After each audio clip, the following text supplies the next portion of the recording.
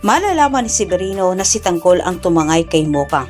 At samantala, unti-unti na ngang kinakarma itong si Rigor sa panuloko niya dito kay Tess at sa kawalan din ng respeto niya dito kay Tinding. Nagsumbong na itong si Tinding kay Hippie sa relasyon umano ni Rigor at Lina. Ngunit hindi kagad naniwala itong si Hippie sapagkat walang sapat na katibay ang hawak itong si Tinding sa paratang nito kay Rigor. Subalit pagdating naman kay Mando, nakakuha din ng simpatsya itong si Tinding at itinuro pa ni Tinding itong si Mando sa harap ni Hippie na ito umano ang tanungin dahil sigurado umano siya na may alam ito sa relasyon ng dalawa. Dagdag din sinabi ni Tinding kay Mando ang kanyang nakita na itong si Rigor umano at Lina ay hindi nakatiis kundi naghalikan sa harap niya. Nagalit itong si Mando dahil ang kanyang akala umano ay tunay na tinapos ni Rigor ang relasyon nila ni Lina, ngunit siya'y nagkakamali umano. Pinatunayan ni Mando kay Hippie ang paratang ni Tinding kay Rigor sa harap mismo ni Rigor at Tess. Depensa naman ni Mando na hindi na umano makatarungan na konsintihin pa niya ang pinagagawa ni Rigor. Kailangan umano niya itong tuldukan. Nagalit itong si Rigor kay Mando dahil mas pinanigan umano ni Mando sila Tinding na sila naman umano ang magkaibigan. Sinagot ni Hippie itong si Rigor. Ngayong pinatunayan umano ni Mando ang ginawa ni Rigor at Lina labag ito umano sa kanilang alituntunin ay kailangan umano niyang sibakin itong si Rigor sa kanyang trabaho. Samantala, minabuti naman ni Tess na hiwalayan itong si Rigor at tinanggap din ang kanyang pagkakamali na siya'y naging bulag-bulagan umano sa kasinungalingan ni Rigor. Hindi na nila hinintay itong si Rigor na makauwi at sumama na siya kay Tinding sa pag-alis sa kanyang bahay. At sa kabilang banda, lalo ding binigyan ng dahilan ni Ramon itong si Tanggol para kamuhian ang ama nito.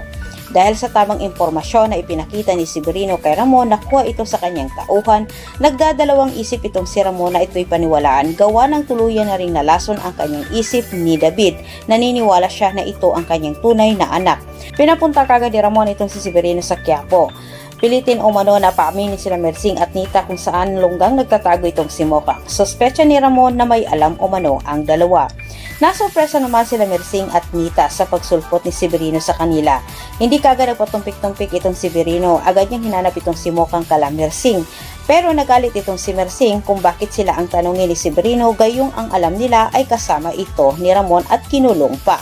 Kaya't ibinalik ni Mersing kay Severino ang tanong at nasabi naman ni Severino sa dalawa na wala na umano itong si Mokang sa mansyon dahil tinangay umano ito sa isang lalaki na hindi nila kilala.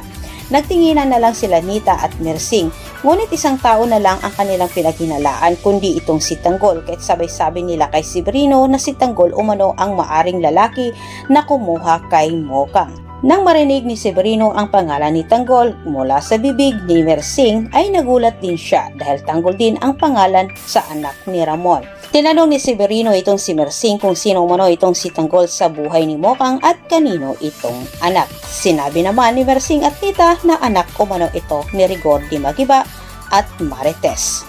Ngayong alam na ni Severino ang lahat sa tunay na pagkatao ni Tanggol at sino ang tunay na anak ni Ramon Montenegro.